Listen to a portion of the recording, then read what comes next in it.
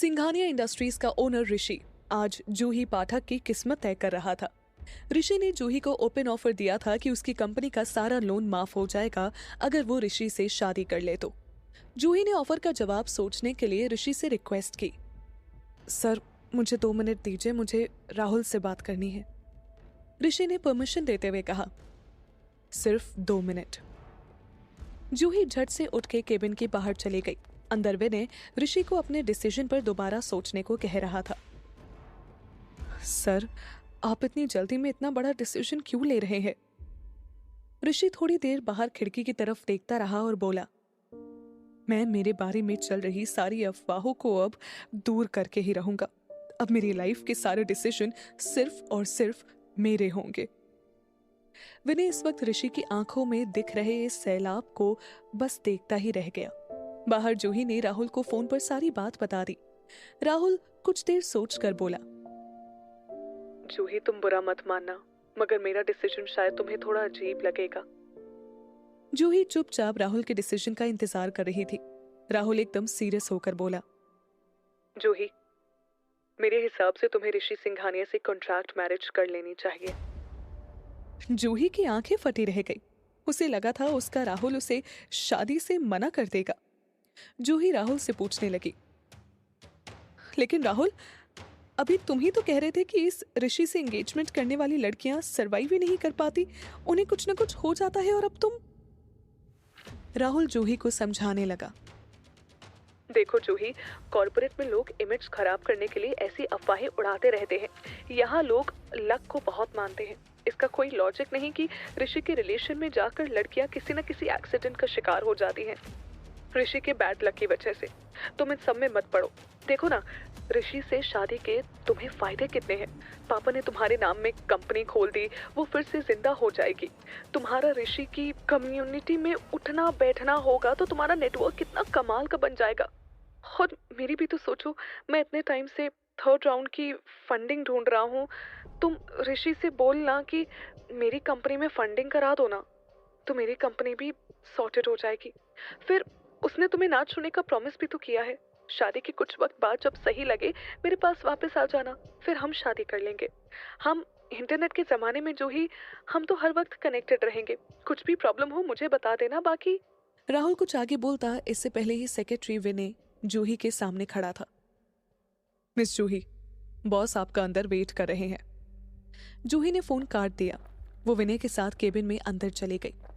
ऋषि ने जूही की तरफ देखे बिना ही उससे कहा, तो क्या हुआ डिसीजन तुम्हारा? जूही की आंखों में आंसू थे। उसे समझ नहीं आ रहा था वो क्या कहे। वो हिचकिचाते हुए बोली, मैं तैयार हूं, पर मेरी भी एक शर्त है। ऋषि ने उसकी तरफ पलट कर पूछा, कैसी शर्त? जूही ने डरते हुए ऋषि के सामने शर्त रख दी। मेरे बॉयफ्रेंड राहुल को उसकी कंपनी में फंडिंग की जरूरत है। आप मेरे फादर की कंपनी का लोन माफ करने के साथ साथ उसकी कंपनी में भी इन्वेस्टमेंट। जूही अपनी बात पूरी कर पाती उससे पहले ही ऋषि ने हाथ दिखाकर उसे रोक दिया। मुझे मंजूर है। उनके बगल में खड़ा विनय फिर सरप्राइज था। उसने मन ही मन कहा, आज बॉस ये कैसे डिसीजन ले रहे हैं।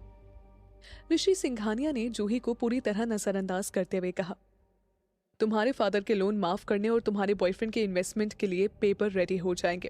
अभी तुम्हें बस इस छोटे से लेटर ऑफ इंटरेस्ट पर साइन करना होगा।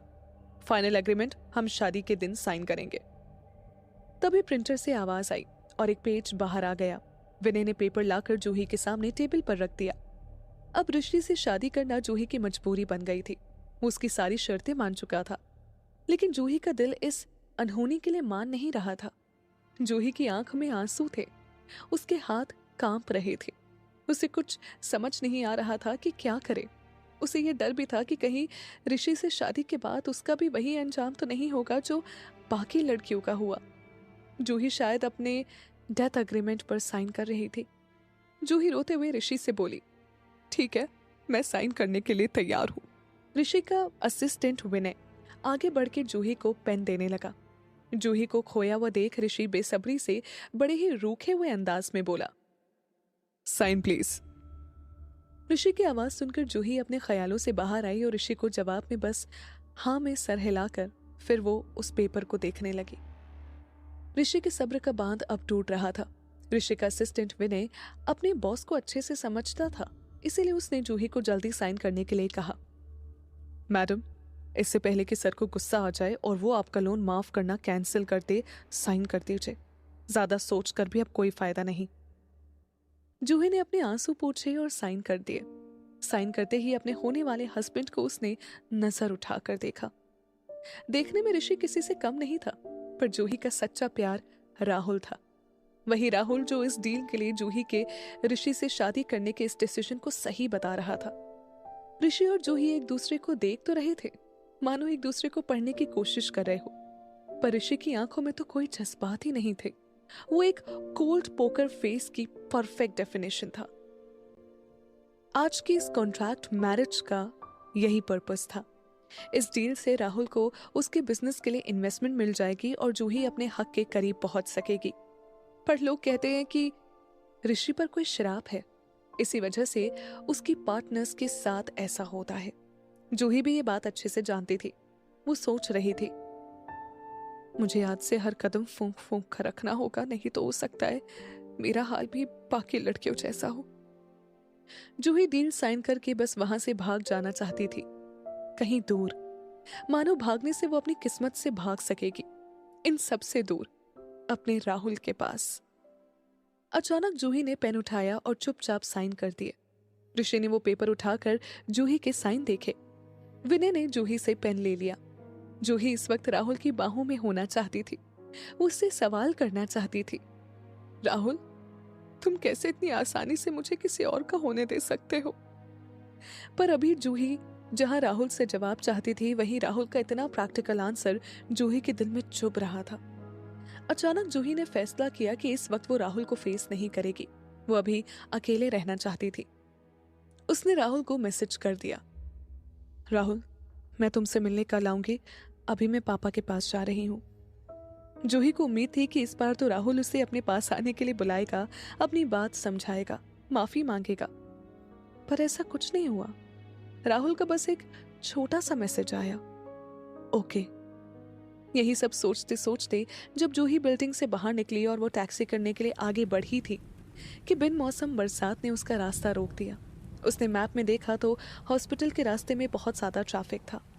उसने टैक्सी वाले भैया को राहुल का एड्रेस दे दिया। टैक्सी में बैठी बैठी जूही आज के दिन के बारे में सोच रही थी। वो कहीं खो से गई। तभी ब्रेक की वजह से टैक्सी के टायर स्क्रैच हुए और जूही राहुल के अपार्टमेंट सामने पहुंच चुकी थी। वो टैक्सी वाले को पैसे देकर झट से अपार्टमेंट के अंदर जाने लगी।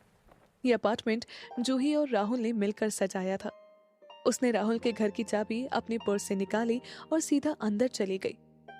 राहुल ने जब ये चाबियां उसे दी थी, उसने कहा था, आज से जो मेरा है वो सब तुम्हारा भी है। उसने राहुल को सरप्राइज करने के लिए धीरे से दरवाजा खोला और दबे पांव अपने बेडरूम की तरफ बढ़ने लगी। बेडरूम के अंदर से उसे अजीब सी आवाज सुनाई दी। एक लड़की गहरी गहरी सांसें ले रही थी। जूही वर्जिन थी। वो रिलेशनशिप में होते हुए भी कभी राहुल के साथ फिजिकल नहीं हुई थी, पर यह आवाजें राहुल को लेकर उसे कुछ अलग ही कहानी बयां कर रही थी। जूही का दिल बैठा जा रहा था, धड़कनें तेज हो रही थी। उसने खुद को संभालते हुए बेडरूम का दरवाजा हल्का सा खोला।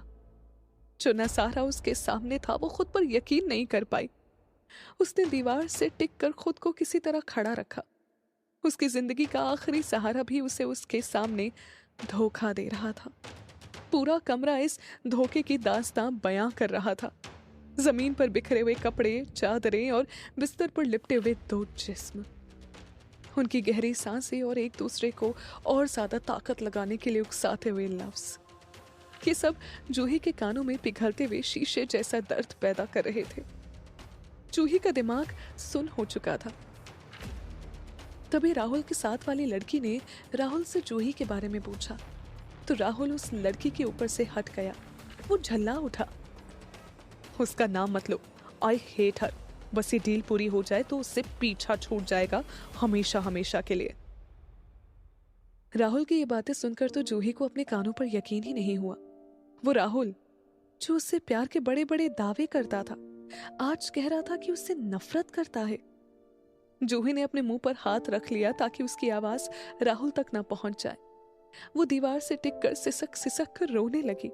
उसे अपनी जिंदगी और भी बेईमान लगने लगी। तभी उस लड़की ने राहुल को अपनी उंगलियों से सहलाते हुए पूछा, जूही आएगी तो राहुल, तुम मुझे फिर भूल तो नहीं जाओगे ना? राहुल ने उसे बड़े प्यार से देखते हुए कहा, क्या कह रही हो डार्लिंग? ये डील हो जाए बस, इसका फायदा तुम्हें भी तो मिलेगा। फंडिंग के बाद देखना तो मेरा जलवा, एक नया घर लेंगे हम। राहुल की ऐसी बातें जूही को अंदर ही अंदर तोड़ रही थी।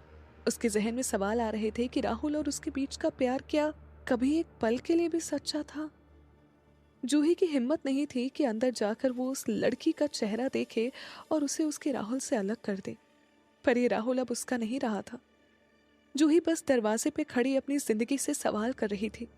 बिस्तर वाली लड़की ने राहुल से पूछा, अगर जूही को हमारे बारे में पता चल गया तो?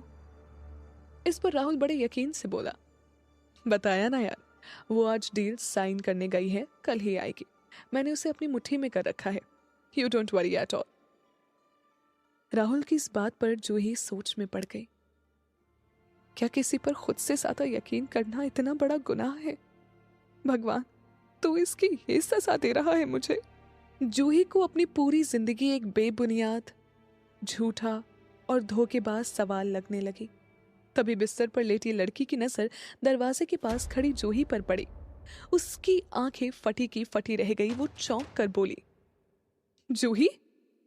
राहुल फिर गुस्से से बोला, तुमने फिर उसका नाम लिया? क्या प्रॉब्लम है तुम्हारी? राहुल की आंखें इस वक्त किसी लालची भेड़िए से कम नहीं थी, पर अभी लड़की का ध्यान राहुल पर ना होकर दरवाजे पर खड़ी जूही पर था। लड़की फिर राहुल से बोली, जूही बाहर दरवाजे पर खड़ी है। राहुल लड़की की बात सुनकर हंसने लगा। वो उठकर दरवाजे की तरफ जाते हुए बोला, तुम्हें मजाक करने के लिए यही वक्त मिला है? अपना सब कुछ गंवा देने के बाद क्यों आएगी वो यहाँ? अब वैसे भी वो मेरे किस काम की? देखना, जब वो मुझे मिलेगी तो कैसे पट्टी पढ़ाऊंगा मैं उसे। जितना जूही राहुल की बात सुन रही थी, उसका राहुल उसे उतना ही अजनबी लग रहा था। यही राहुल कभी उसकी परवाह करता था, प्यार भरी बातें करता था, गिटार बजाकर उसके लिए गाने गाया करता था, उसके लिए जान देने को भी तैयार था। उस राहुल को आज जूही से इतनी नफरत कैसे हो गई? जूही को अपनी पसंद पर शर्मिंदगी हो रही थी। मेरे साथ प्यार नहीं, इसने एक भद्दा मजाक किया है। राहुल की बातें जूही के बर्दाश्त के बाहर थी। जूही दीवार का सहारा लेकर वहां से जाने लगी। तभी बगल में रखी मेज से जूही टकरा गई और एक तेज आवाज हुई। बिस्तर पर बैठे राहुल ने जब ये आवाज सुनी, वो डर गया। उसने सोचा, कहीं ये सच तो नहीं कह रही थी? सच में जूही तो नहीं खड़ी थी वहां पर? इसका मतलब उसने सब सुन लिया। ओह माय गॉड, अब मैं क्या करूं? इतना सोचकर राहुल बिस्तर पर लेटी लड़की को अकेला छोड़कर दरवाजे की ओर भागा। क्या राहुल जूही को रोक लेगा? क्या इतना सब कुछ देखने के बाद जूही राहुल को माफ कर देगी?